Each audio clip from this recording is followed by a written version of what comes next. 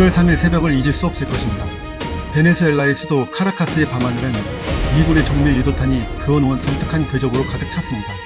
전 세계가 잠든 사이 미군은 이른바 미드나잇 해머라 불리는 초대형 작전을 실행에 옮겼습니다. 타겟은 단 하나였습니다. 10수년간 미국에 맞서며 러시아와 밀착해온 독재자 니콜라스 마두로였습니다. 도대체 무엇이 미국의 인내심을 한계까지 몰아붙였을까요? 그리고 왜 지금 이 시점에 미국은 전 세계를 상대로 에너지 전쟁의 방아쇠를 당긴 것일까요? 오늘 이 이야기에 끝까지 함께 하신다면 트럼프 대통령이 선포한 그 본로 도크린의 진짜 무서움과 베네수엘라의 석유가 왜 대한민국 국민의 가계부까지 뒤흔들게 될지 그 충격적인 실체를 목격하시게 될 것입니다.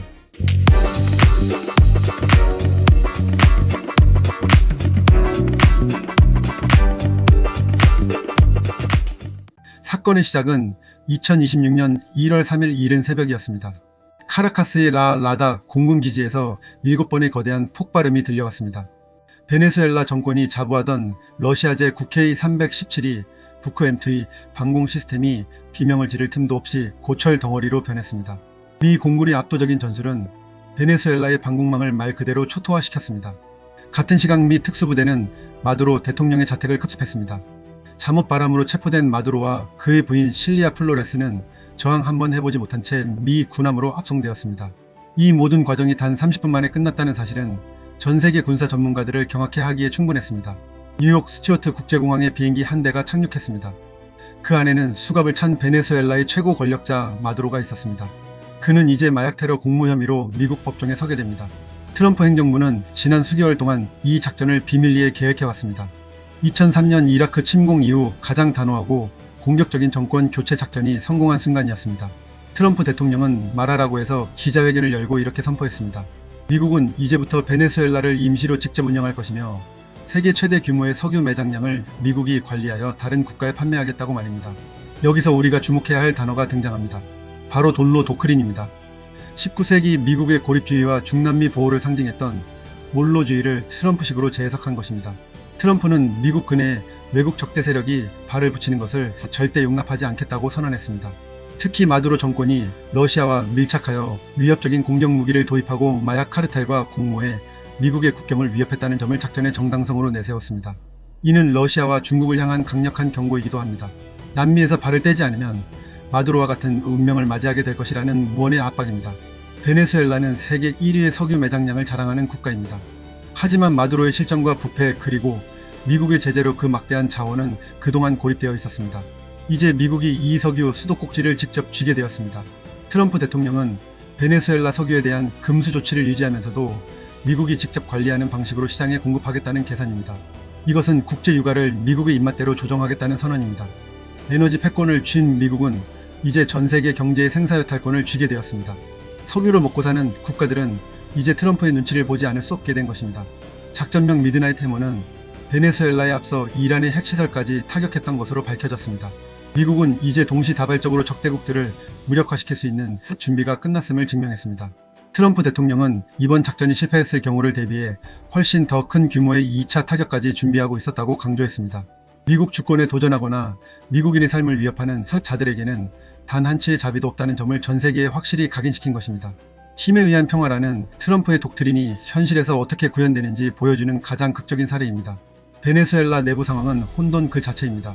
관영 텔레비전인 VTV는 파괴된 군 차량과 연기가 피어오르는 기지의 모습을 내보내며 주권 침해를 주장하고 있습니다. 하지만 이미 시민들은 거리로 쏟아져 나와 마두로의 퇴진과 미국의 개입을 환영하는 분위기입니다. 수년간의 하이퍼인플레이션과 굶주림에 지친 이들에게 마두로의 체포는 새로운 희망의 빛으로 다가왔을지도 모릅니다. 미국은 정권 이양이 완료될 때까지 베네수엘라를 안정시키기 위해 미군이 이미 현장에 투입되어 있다고 주장했습니다. 지정학적 관점에서 이번 사건은 서방부의 세력 판도를 완전히 뒤흔드는 지각 변동입니다. 쿠바나 니카라과 같은 좌파 정권들에게는 공포의 메시지가 전달되었습니다. 또한 미국은 관세를 통해 나라를 부강하게 만들었듯 이제는 에너지 통제를 통해 안보를 더욱 강화하겠다는 전략을 노골적으로 드러냈습니다. 트럼프 대통령은 타리프가 국가를 부유하게 만들었듯 이번 에너지 장악은 미국의 국가 안보를 역대 어느 때보다 강하게 만들 것이라고 자신했습니다. 우리가 여기서 놓치지 말아야 할 숨겨진 비하인드 스토리가 있습니다. 이번 작전의 성공 배경에는 베네수엘라 군 내부의 배신과 미국의 치밀한 정보전이 있었다는 점입니다. 마두로의 가장 측근들조차 이미 미국의 계획을 알고 있었거나 혹은 암묵적으로 동의했다는 정황이 포착되고 있습니다. 마두로를 체포하기 위해 미 군함이 해안에서 대기하고 있었고 그가 자택에서 생포될 때까지 베네수엘라의 주력 부대들은 제대로 된 저항을 하지 않았습니다. 이는 이미 내부적으로 체제가 붕괴하고 있었음을 증명합니다. 트럼프는 말했습니다. 마두로에게 일어난 일은 그들에게도 일어날 수 있다. 공정하지 못한 정치를 하는 지도자들에게 보내는 서슬퍼런 경고입니다. 이번 작전은 단순히 한 나라의 정권을 바꾼 것이 아니라 미국의 전세계 지배력을 다시 확인시켜준 쇼케이스였습니다. 특히 미국의 앞마당이라 불리는 중남미에서 다시는 이견이 나오지 않도록 쐐기를 박은 것입니다. 권력과 정밀함 그리고 유능함이 만들어낸 합작품이라는 트럼프의 자화차는 그만큼 미국이 가진 압도적 무력을 상징합니다. 이제 세계 경제는 요동칠 것입니다.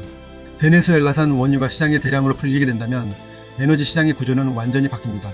사우디아라비아와 러시아가 주도하던 오펙 플러스의 영향력은 줄어들고 미국의 입김이 닿는 남미산 원유가 그 자리를 대신하게 될 것입니다. 이는 고유가에 시달리던 전세계 제조 국가들에게는 기회가 될 수도 있지만 에너지 패권이 한 나라에 집중된다는 위험성도 내포하고 있습니다. 우리 대한민국 역시 이 거대한 변화의 소용돌이에서 우리만의 이익을 찾기 위한 치밀한 계산이 필요합니다. 베네수엘라 국민들은 이제 자유를 되찾았다고 트럼프는 선언했습니다. 하지만 그 자유의 대가가 미국의 철저한 에너지 관리와 임시 통치라는 점은 시사하는 바가 큽니다. 진정한 주권의 회복인지 아니면 또 다른 형태의 에너지 식민지화인지에 대한 논란은 앞으로도 계속될 것입니다. 하지만 한 가지 확실한 것은 이제 서방구에서 미국의 지배력을 의심하는 세력은 당분간 사라지게 될 것이라는 사실입니다. 이 사건은 단순한 군사작전 이상의 의미를 담고 있습니다. 미국의 새로운 국가안보 전략인 돌로 도크린이 실전에 적용된 첫 사례이며 적대 국가들에게 보내는 가장 강력한 경고장입니다. 마두로의 비참한 압송 현장은 독재의 끝이 얼마나 허망할 수 있는지를 전 세계에 똑똑히 보여주었습니다. 트럼프 대통령은 미국의 승리를 자랑하며 서방구가 이제 훨씬 더 안전한 곳이 되었다고 말했습니다. 미국은 이미 2차 타격까지 준비하며 전면전을 각오하고 이 일을 벌였습니다. 이만큼이나 철저한 준비와 단호한 결단이 있었기에 30분 만에 승리가 가능했습니다. 역사는 힘이 없는 정의는 무능하며 준비되지 않은 평화는 가짜라는 사실을 다시 한번 우리에게 일깨워줍니다.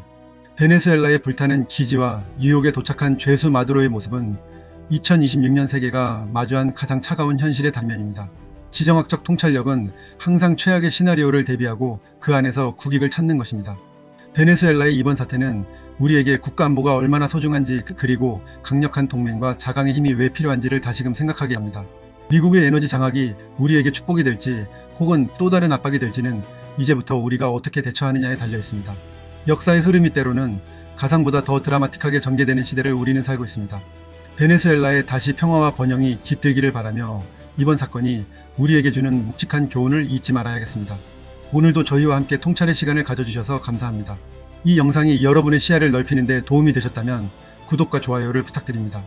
베네수엘라의 이 정격적인 정권 교체와 미국의 석유 장악에 대해 여러분은 어떻게 생각하시나요? 트럼프의 돌로 도크린은 정말로 세계를 더 안전하게 만들까요? 아니면 더 큰 혼돈의 시작일까요?